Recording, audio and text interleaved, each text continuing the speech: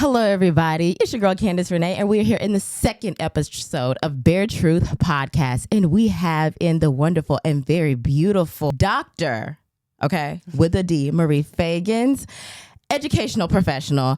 She is also a mayoral candidate for Memphis and Shelby County, one of the best superintendents in the nation. I said it. I wanted to bring her in because I know that with me having so many moms that follow me, there's a lot of questions and there's a lot of conversations around where we are as a nation as far as our educational system, right? So no one better. Resume is incredible. My God, it's been in education for over, 25 years? 20 years, 20 years. So y'all know my rule. You got to be an expert for over 10 plus years. So she's over qualified. So Dr. Marie Feagins, Dr. Feagins, let's just get into it. I truly know and have seen how bad the literacy issue is. My mom's a teacher. My mom's been a teacher for Shelby County, and my mom is also currently a teacher in the state of Georgia. And I have a son myself. And so I'm around kids, and I'm seeing this rise of anti-intellectualism and this, there's not a thing with like books anymore. And then also, when we're looking at the adults, the ones that are coming fresh out of high school and going into the job force, I just have to ask you, is there a national literacy emergency, and are the adults sugarcoating it? Is it not being talked about enough? How do you feel like we stand as far as the literacy rates, and is it a crisis? Candace, just to put it to you straight, and I'm a very direct person, yes. I think it's beyond a national emergency. If we treated literacy or illiteracy, just choose whichever one you want to describe it as the public health crisis that it is, if we talked about it like we talk about public safety, then we would actually get out of our seats and on our feet and do something about it, right? Yeah. What matters to leaders, when it matters a lot, they have the discussions about it, we track it, we measure it, we resource it, right? We do something about it. And so sugarcoating it, I don't know if we're sugarcoating it as much as people really don't know how to have the conversation about it the right way, right? Illiteracy is one of those, if it shows up very slow, right? And so it's not something immediate. When a child is not reading in pre-K, you have a little bit more time, and then third grade, you get those tests that everybody is starting to hear about now, not reading by third grade. And so now it seems like it might be an issue, but still not so much until you get, little Marie, who's graduating from high school. Right. She can't fill out an application. She can't get into college, or she goes to college and has to take a remedial course, which costs several $1,000s, but not getting a credit in class. So, if we have the conversation, this is a national problem, right? Yes. I call problems opportunity. And so the opportunity here is to have the conversation, one, have it the way that it needs to be held, right? And then certainly start to talk about it in ways that make sense to the folks who were impacted the most.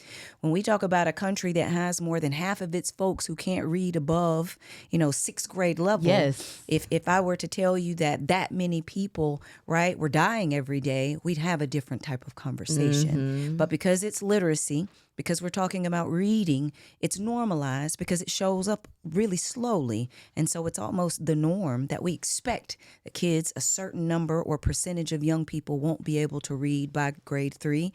Then we start to do and make decisions accordingly, because then it feels like there's nothing we can do about it. Right. And so that's why you hear, the conversation about, hey, they're building jails based on the number of children that can't read in third grade. Thank you. That's why you start to hear the pipeline to prison. Yeah. And all of those, start to make sense in certain pockets of the world. But the affluent spaces are having the same struggle as well. So we're talking about folks who look like us. It's more concentrated. Yes. But folks who don't look like us, they just have more access to tutors and the resource to kind of, move it along a little bit or fix it so it's not as big of a problem. But the problem is the problem. And until we start treating it like public health and the crisis that it is, just like a pandemic, I'm not saying we all need to sit at home and talk about literacy, right, as we did in the pandemic, but something was done when it was rumors of a pandemic, of an illness that was impacting people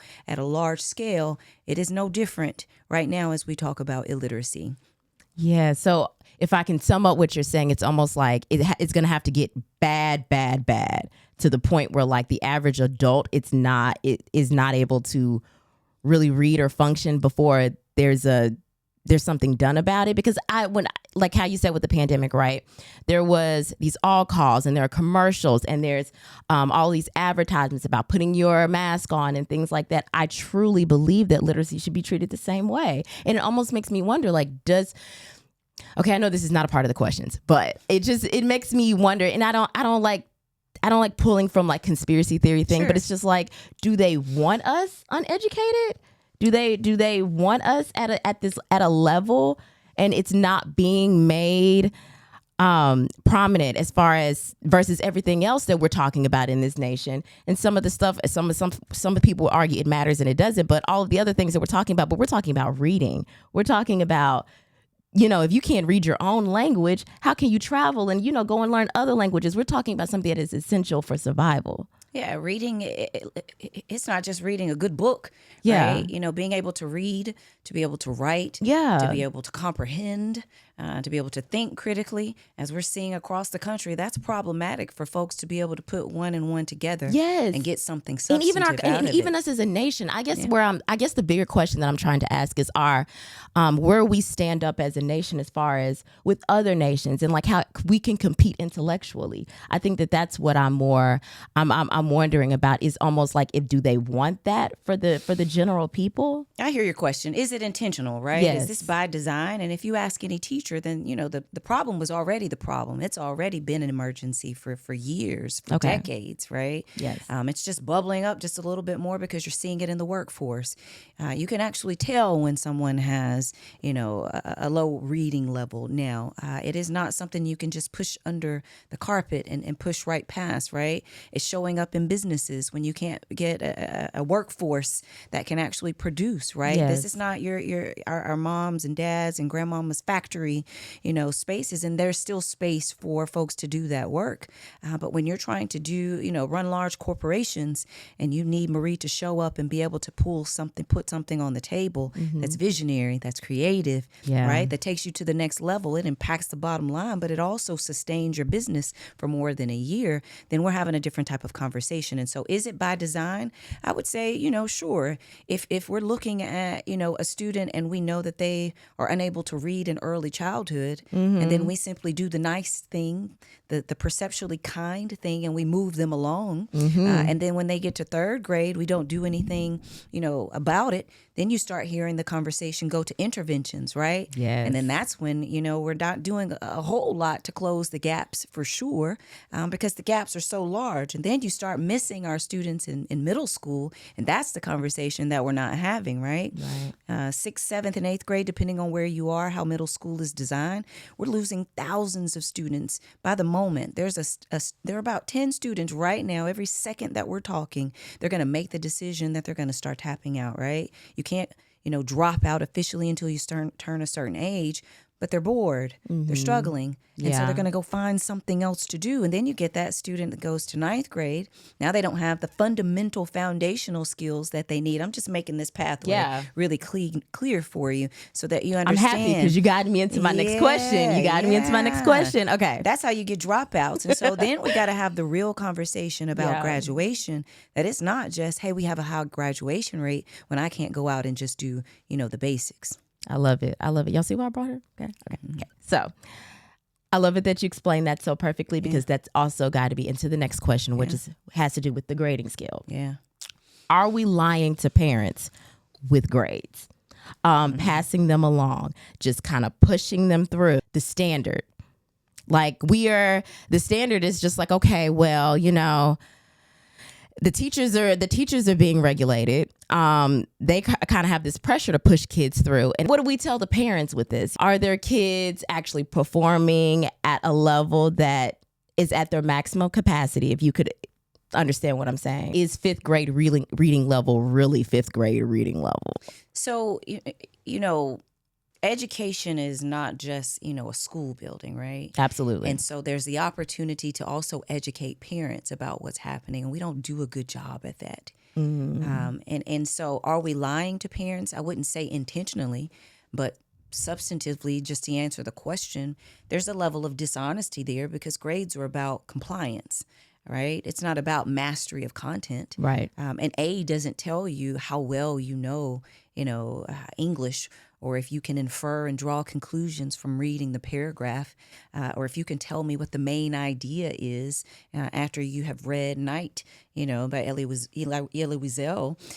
That is not what an A does for you. And so, when I was superintendent, I had an organization that shared, hey, can we just get, the reading level, right, on the progress reports and the report cards. And my question was, well, why is it not already on there, right?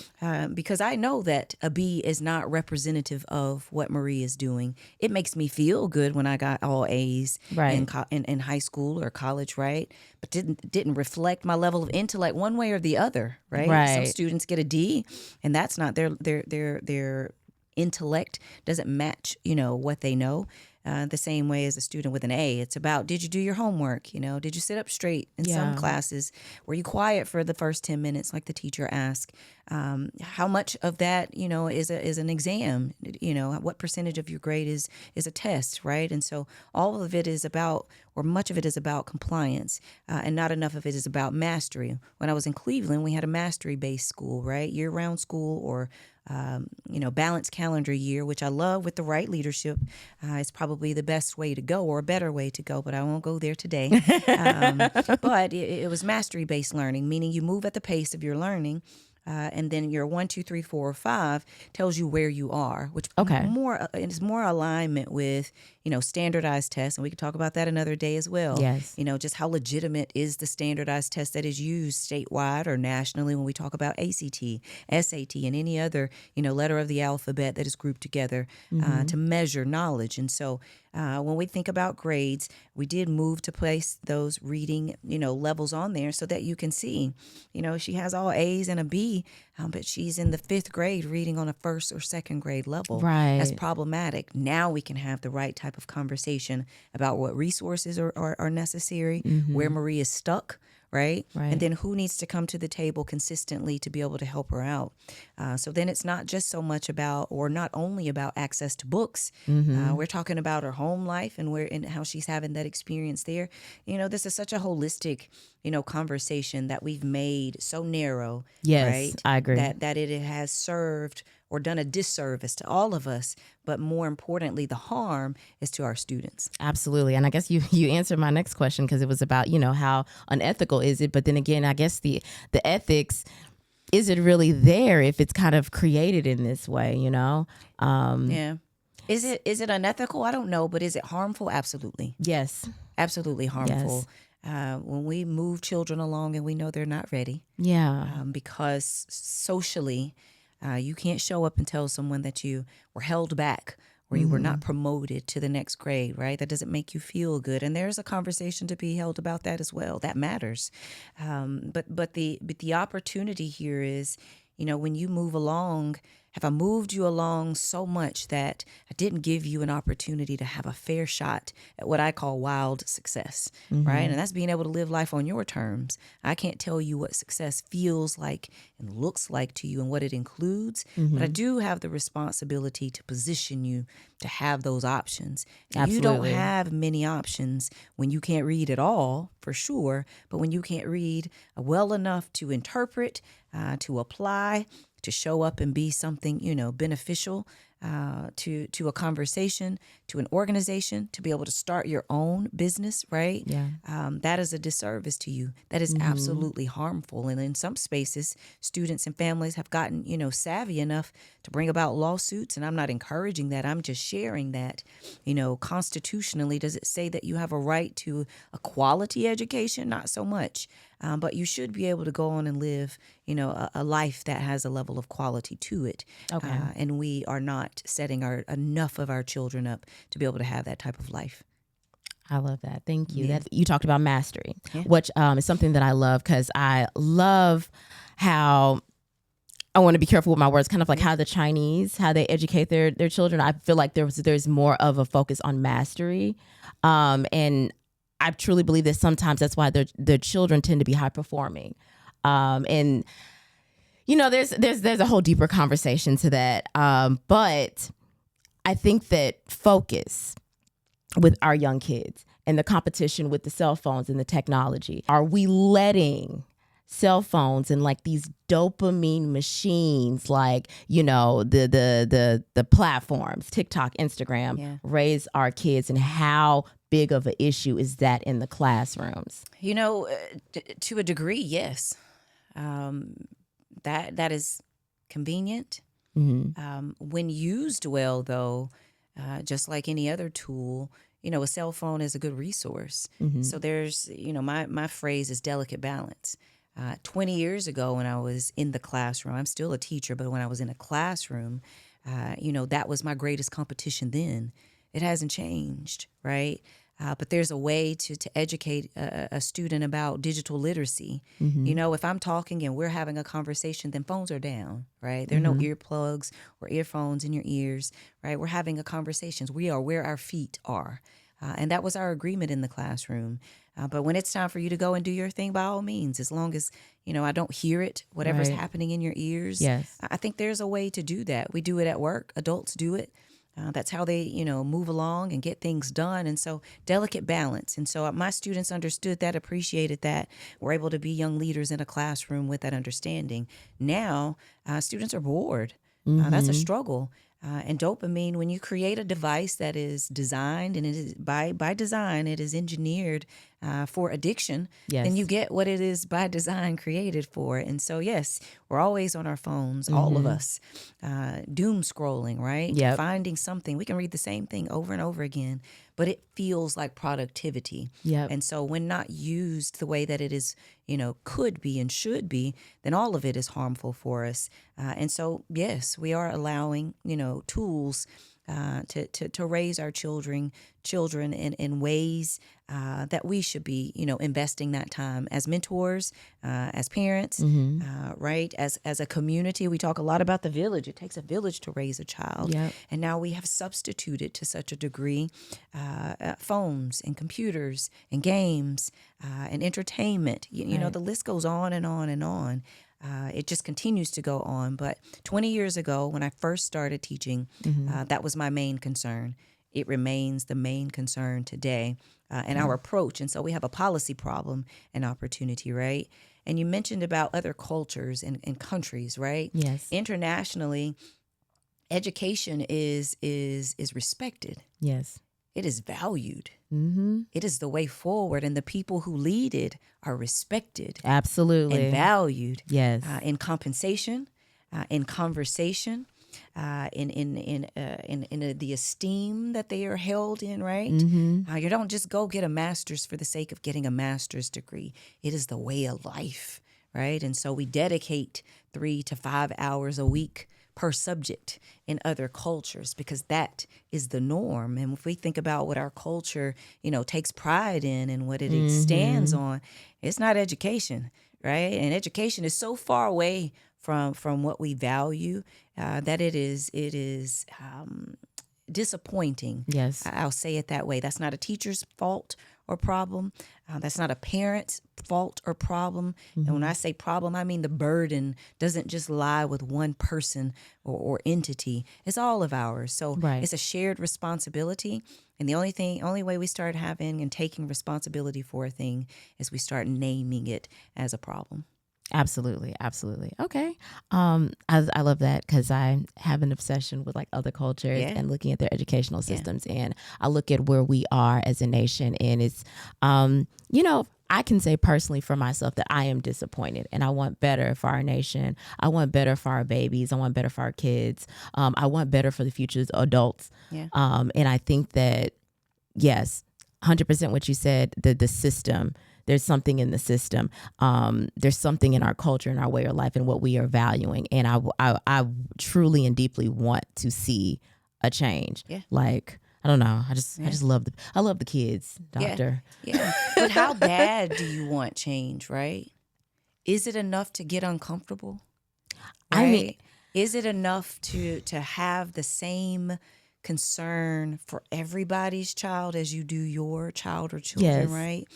Is it bad enough that you are willing to right now, if I told you to do 1, 2, and 3, you'd go out and do 1, 2, and 3 and just trust that if you don't see the results tomorrow or within a month or within 3 months, you will trust, not me, but that you will trust your concern, in your words, your disappointment, and in your words, your desire for something better enough to just do it. I know I would. Now, is that to say that everybody else would? And that's where we are. I don't know. I know I would. I know I care enough about where we are as a society and want better for our nation that I know I would. Now, could I trust my neighbor? Could I trust, that's the whole thing about community. That's the whole thing about village. It's being able to trust. Are we all going to do that 1, 2, and 3 and just trust the results? Yeah. Trust the way and trust the way that we are making for the next 10 to 15 years. Yeah. So, yeah. Okay, you're awesome, Dr. Feagins. Okay. So now that we're talking about technology, let's move into AI. Are we about to raise a generation that can't think without AI? There's these conversations that's being had on Facebook about oh my God, like the nurses of today's time getting their degrees with AI, and so now they're going through and they because nursing school is hard, it's very difficult, and it's a lot of information to retain, and so they're going through using AI to get their nursing degrees. It's like being a thing. It's a thing that's being talked about, and so I think about that with schooling, with college, research papers. Now I was here before AI. Yeah. Okay. So we really had to use the MLA format and go and actually cite sources. And I was there before we couldn't even use the internet like that. Yeah. We couldn't use Wikipedia. There was a lot of resources we couldn't use. Yeah, I'm a little seasoned, y'all. So we had to use books. I had to go in the library, the Dewey Decimal System. I was like, wow. Yeah, that's where I come from, y'all. Yeah. So come on, Dewey Decimal System. Yeah, I come from that. Those type of research. I had to open a book and cite my source, page 21 to 35, and I had to read all of them. What do you feel about AI and where the education stands? Because these high school kids are using it too. Okay, hold on now, Dr. Feagins. I have to tell you because we used to take the little books, the books where it summarizes the book that you're supposed to read from your teacher. Yeah, the notes. The notes. Yeah. So I used to use those sometimes, and now they can use AI. Yeah. They can literally I'm not gonna one of the books was A Tale of Two Cities. I was supposed to read it. Doctor. Now, I had Cliff Notes and Spark Notes, and that was the actual thing that we used to do. Yeah. If you take both of them, it's like reading a whole book. Yeah.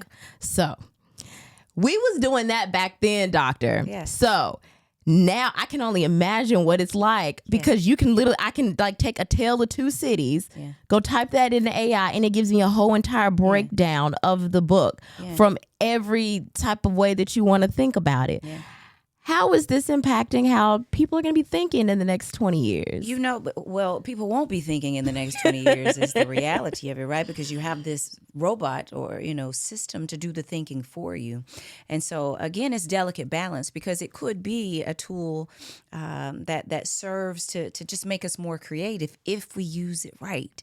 And so we are so afraid of having the conversation at all that we've just allowed children to just start, figuring it out on their own, and adults to figure it out on their own. And so they do use it to complete nursing school. They do use it to write dissertations. I'm from the struggle bus of writing my dissertation, and I'm also old school, so I wrote it with pen and pencil to paper, right? Dissertation. I need to see it because that's how I learn. That's how I understand. You wrote a dissertation with pencil? Write it with pencil, right? Yeah, so I can go back and erase and see the smudge marks. I've been deleting all this. Yeah, I'm trying to think of last time I erased something. That's how things land with me. That's how I know if I understand a thing. And so you ask, will it wipe away to such, in so many words how we think? Yes, because part of learning is struggle. Yes, and we don't like struggle. And so I would tell students, some of what we learn today is going to feel like, French fries feel to you, and burgers and tacos and ice cream and whatever those, the junk food that makes us feel good. We like those things. Mm-hmm. And then sometimes when we learn, it'll feel like broccoli and salad and sweet potatoes and the things that you don't really go for at first, but Yeah. or at least they say they're good for you, right? And so we put all that together. There's some struggle that is required for learning. There's a part of you that has to sit down and really put your thinking together. And so Ooh, that's a as word. great as AI is and as great as Cliff Notes are, they can get you to it, but they can't get you through it. And so can you explain it? Right? Yeah. Can you put it in your own words? That's why math is so important. I am one of those students that math scared me because it did not come easily to me. English is my bread and butter. We can do that all day. We can make subjects and verbs agree. I love having a command for English, right? Or language in general. I think that's how people own rooms. And I think that's how you can decide who is using AI and who really has the knowledge here, right? And so it doesn't take me long to understand somebody who put something in AI or who Googled before AI was the thing, who just used the internet. I'm from the school of encyclopedias. I read the encyclopedia for fun. I read, the dictionary for fun, and I still use Merriam-Webster.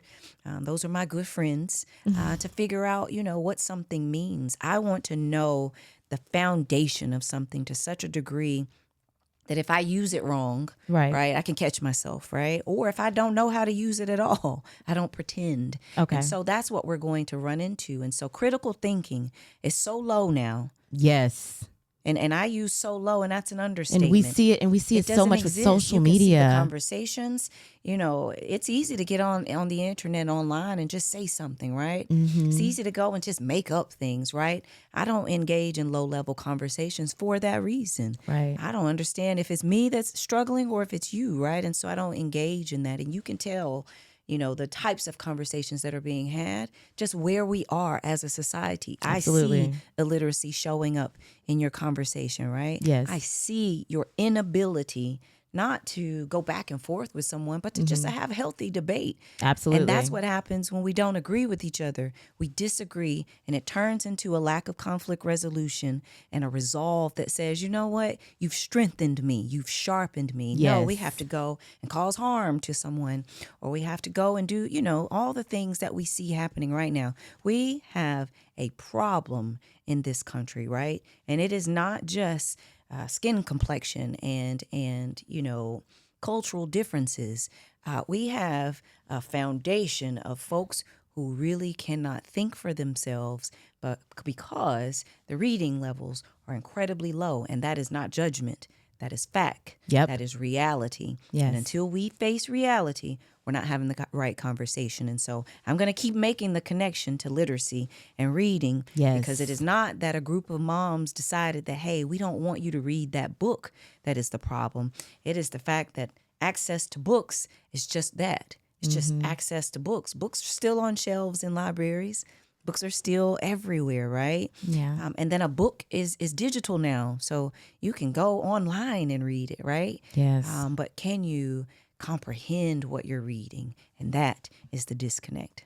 Thank you so much, Dr. Feagins. This is literally my purpose of this whole entire episode was to address the critical thinking skills. Yeah. And get to the foundation of that, Yeah. which is literacy and this whole this pipeline to a very controlled individual. Yeah.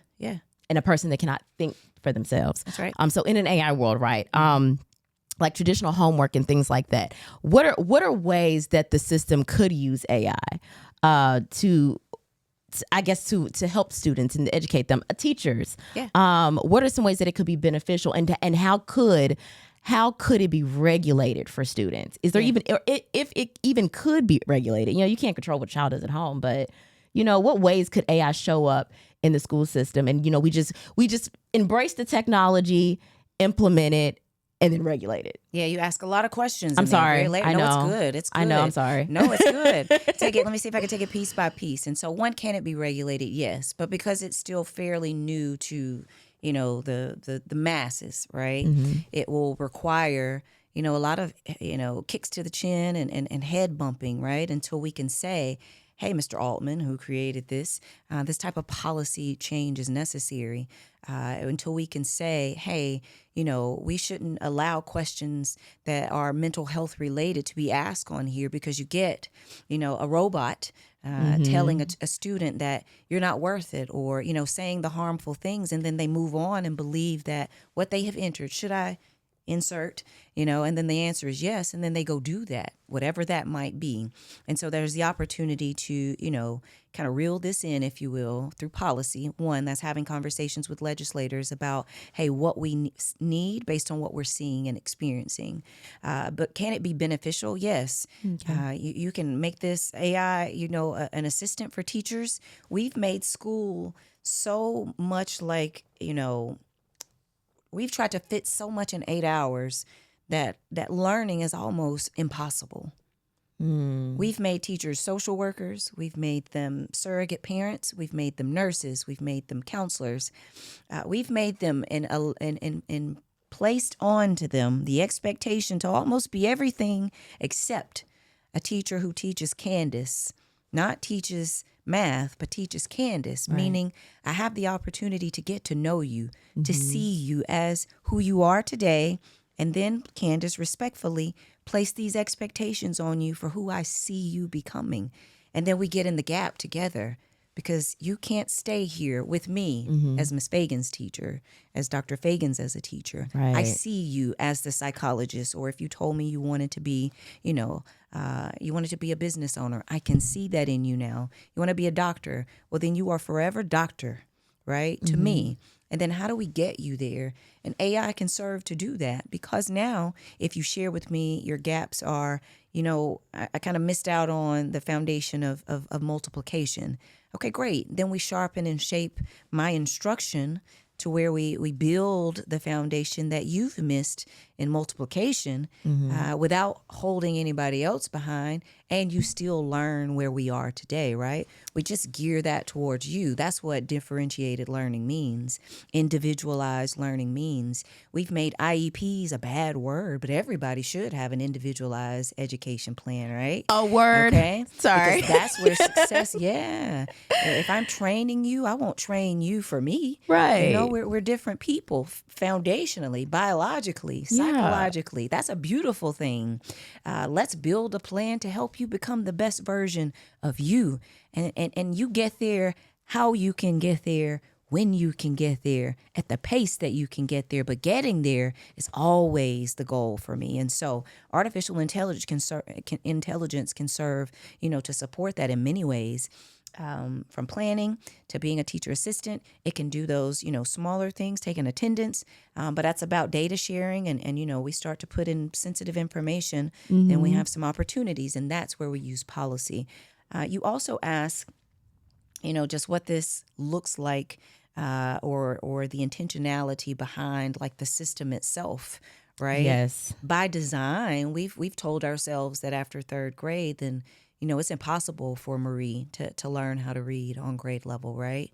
And so the system now is designed to organize school and funding and accountability and just structure in general around failure instead of fixing the problems, right? Yeah. And so, $1 billion industry is a failing school system. A failing school can make $1 billion organization. Yep.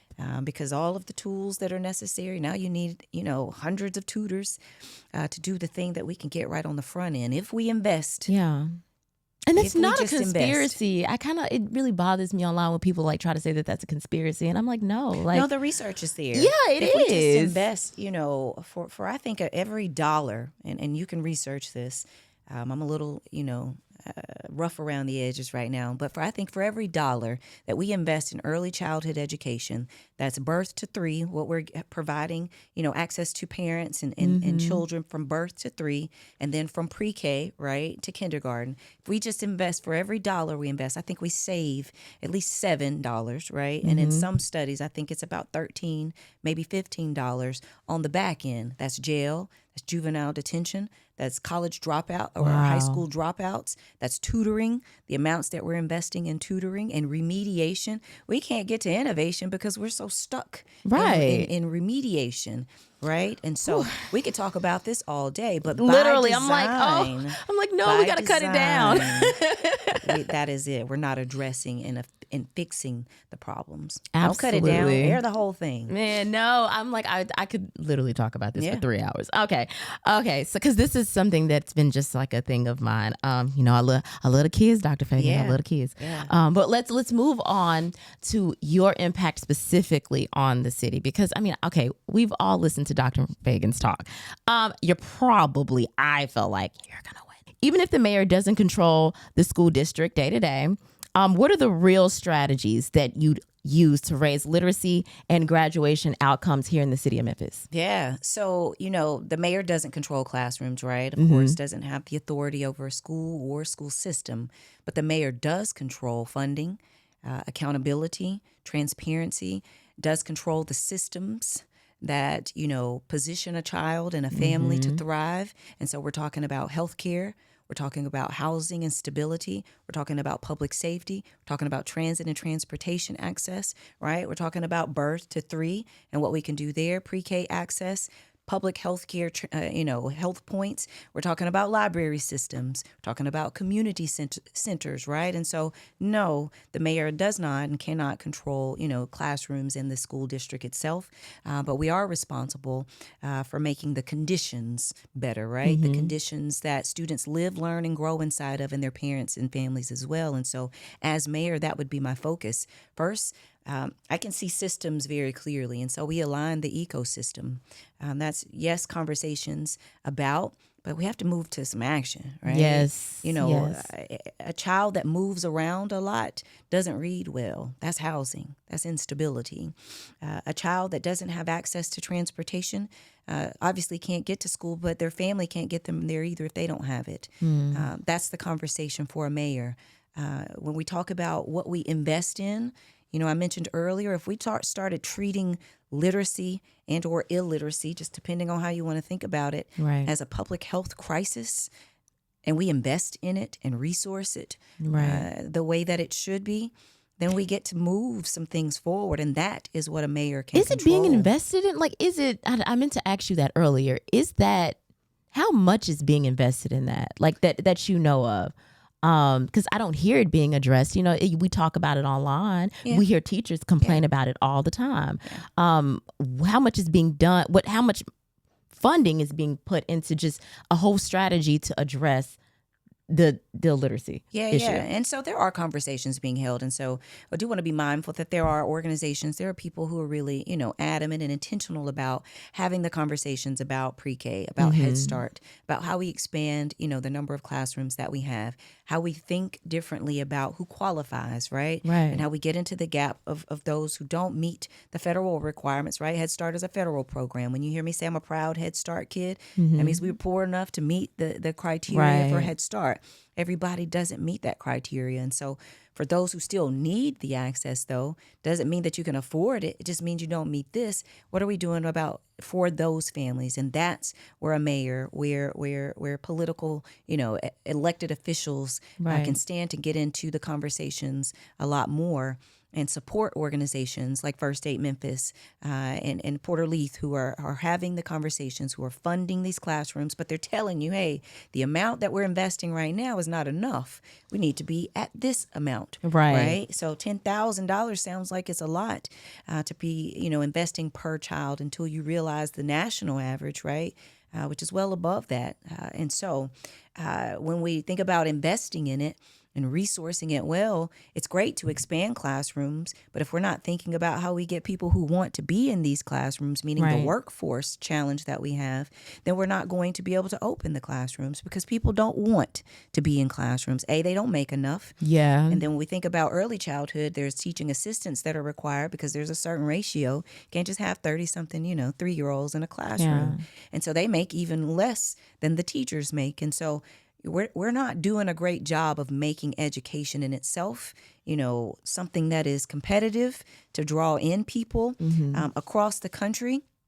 Colleges and university programs have very few to no folks who are in the education pathway.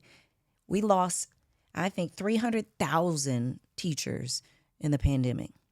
Wow. We're not getting them back. right? I personally know 3. Yeah, and so they're not coming back. Yeah. They decided, hey, I'll go sell insurance. One of them I'll is a go very do successful real anything estate agent, yes. other than this, because you don't respect us enough. Yeah. You don't train us well enough. You won't invest in the coaching enough. It's not always just compensation. If you ask teachers, why they left or why they're thinking about leaving Yeah. or the number of retirees that we're about to have, this is about to get a little worse if we don't do something about it now. They bring up compensation, but they don't bring that up first. They didn't bring up administration, but they don't bring that up first. They bring up their lack of respect. They bring up classroom management and being able to learn how to really effectively lead a classroom with this day's generation of children. It's different than when you and I were in school. Yeah. We're a different type of child, right? And so we got to have the conversations, yes, but we also have to be willing to invest and to do so across the board and what that looks like holistically. Beautiful, beautiful, beautiful. So you got a plan, Dr. Feagins? I do. You got a plan? We align the ecosystem, right? Okay. We invest in those conditions or in those systems that affect the conditions, right? And so community center enhancement, you'll find that in my program and you can, in my platform, and you can visit mariefeagins.com to see it all. It's a framework, but it's pretty clear in terms of where we start. Absolutely. When I say happy homes, I think that everybody should have access to a home that is happy, right? Yes, And happy yes. is stable, happy is consistent. Happy means that I don't have to choose between paying the power bill and getting some groceries, and I can still go out and go to the movies every now and then as well. It's a whole capitalism issue. Yeah, Goodness. the plan is online. Yeah. But it's pretty clear for me. Pre-K to paycheck is real for me. How do we help students and children and families see a pathway clearly forward from pre-K to workforce, right? So 10,000 jobs for youth, that's real. Strengthening our community systems, community centers, that's real. Yes. Bringing, blood pressure checks and diabetes screenings and early literacy screenings to health clinics, and putting those in community centers, bringing it closer to home. That's a reality that we can have, if we have the right leader. Amazing. Well, Dr. Feagins, this has been one of the best interviews I've done. I've done a lot of them, but this has been amazing. This is something I'm very passionate about. You guys, please check out her website, mariefeagins.com. I will actually have it in the description box. I will have all of her social medias linked. So you can go, you can check out her page. You can see the plan on her website for everything that she's planning to do in the city of Memphis. Drop me anything else. I'm a sponge at this point, Dr. Feagins. Anything else that you want to address about, the city of Memphis and how we can, what you are going to be bringing? Because I'm very, very excited about your positioning here in the city. I was never really super involved in local politics until, you get older and you have children and now you have to invest in it. And when I had a child, I started to see things so differently. The way I was raised, I became an adult and realized most people were not raised like me. My parents really valued structure at a very young age. And so you get out into the world and you start to realize, and then I had a child myself. And then I'm like, okay. And then, my son is on the spectrum. He's autistic. And so I'm having to get the resources for him and look at an IEP for him. And so I'm having to learn more about the educational system. And, I've considered even homeschooling and things like that. Cause I'm like, this is a mess. I'm like, this is, when you really think about it, I'm like, this is kind of a mess. And this is what I have to work with. And so, that's when I became more involved, and I care more about, I've come to care more about our politicians and the plans, because I really want to see growth for the city of Memphis. I want to see growth for this nation. I want adults. I want to be able to have an argument and we not have a comprehension issue. You know what I mean? But this has become more of a thing within the last, I think, 10 years of adults not having critical thinking skills. And I think it's so much. It's like the foundation of all of this is so much, and there's so much that needs to be changed. And so, I'm very happy about, you coming into the city and just making the impact and the changes that you're making. Absolutely. A few things, and I'll probably address about 3 things. One, you mentioned, have and what are the plans, right? Not policy oriented, but just what is my thinking here? The moment is now, right? Mm-hmm. If we don't get this right now, we don't get another opportunity. We lose an entire generation. Yes. And so for me, this is about what are we passing on to our students? And I think it's about time that we pass something other than struggle along to our children. And so it's not about me. We're living our lives, right? Yes. Our best lives right now. It's about what we're handing on to your children Yes. and our children's children. And so as I think about Memphis, a beautiful city, Shelby County, beautiful place, more than 900,000 people who want the same things, to be able to afford where they live, to be safe while they're out having some fun, to be able to, get to where they need to, meaning a job or entertainment, whatever that is, having stable transportation, right? We all want the same things, and we want to be able to do it for as long as possible, a healthy life, right? And so that's the healthcare piece of it. I think having education in my background, but also being a licensed counselor, and foundationally, I went to school for business administration, and not many people know that. And so I'm very pragmatic and realistic in approach, but also innovative, right? I never thought inside of a box. I don't know what a box is. And so how do we do what we need to do in the most efficient way, the most effective way? And then how do I make sure that I'm resourceful? I can't just show up and start talking to you a whole lot, right? I need to be bringing some resources to the table. Absolutely. That's money for sure. That's ideas, but that's also execution. Can we move out of ideation to execution and make some things a reality? And I think that's what you have in me right now. But also I want to have fun. Like, I am just not a stiff person. I cheered for half my life, coached the other half. And so you cheerleader? I was. Oh, wow. And so, I was just a happy girl, Yeah. right? And I don't let people get me down. And so that shows up in my work. Now, I set high expectations and I don't lower them, but that's because I believe in us and the power of the collective and who we can be because of who we are right now. And so if it takes me to make you uncomfortable just a little bit, so that you think a little differently and so that you feel a little differently and you think about other folks just a little bit more than you have before, then that gets us somewhere. And then finally, what I'll say is that when you think about you as a parent, you said, this is hard. Yeah. That's what we've done. We've made this almost impossible. Being a parent is already full-time. Being a parent and having a child and navigating a school system or any system without the right resources feels impossible. And so I've said it before and I'll say it again, that these decisions are not longer being made in boardrooms. They're being made at the kitchen tables when you're having cereal with your child. Just like you said, hey, I'm thinking about homeschool, or I'm just doing this because it's too hard to navigate the system. Yeah. That is where we are. Parents have the power. And I'm okay with that. I just need everybody to be educated and informed enough to make the best decisions for them. Absolutely. Oh my God, producing. We're trying to elevate humanity, y'all. Hey, thank you so much, Dr. Feagins, for coming and speaking with us, for educating my people, and just my audience. Sorry, educating my audience, and just for everything that you're doing in the city. I'm very excited about all that you're doing. And I'm looking forward to it. I'm looking forward to all that you're bringing. And once again, slightly elevating humanity. Is there anything else you wanted to say? No, I'm good. Thank you for having me. Privileged to speak to the audience. Okay. And certainly excited about, what is to come. This is not a woe, it's me. We are not, failing to such a degree yet that we can't do anything about it. Yep. But if we don't all step up and just play our part, whatever that is, then I do think that, the future will offer something totally different for our children that they may not have the opportunity to do something about. Absolutely. I love growing pains. I love growing pains. Yeah, we're in it together. This is episode 2 of Bare Truth Podcast. Please check out the description box. I will have everything on Dr. Feagins below, her website, social medias, and obviously all things on Candace Renee in the description box. Love y'all.